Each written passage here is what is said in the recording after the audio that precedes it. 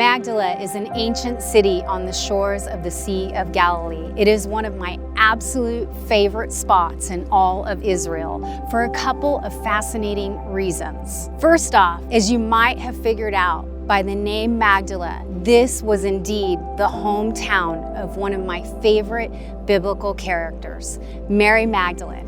Let me assure you, she was a very real person who traveled with a very real Jewish rabbi named Jesus, who lived in a very real place, a place that I have been to. And speaking of Jesus, this is where it really gets interesting. We know historically that the city of Magdala was destroyed in 67 AD by the Romans.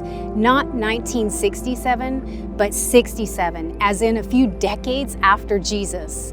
And it wasn't until 2009 that Magdala and its incredible synagogue were unearthed. That means from basically the time of Jesus until the past decade that this site has not changed one bit. But to understand why that's so amazing, we need to open the scripture. Matthew 4:23 says, Jesus went through Galilee, teaching in the synagogues and proclaiming the good news of the kingdom and healing every disease and sickness among the people. Did you catch that? Or check out Mark 1:39. He went throughout Galilee, proclaiming the message in their synagogues and casting out demons. So what does that mean?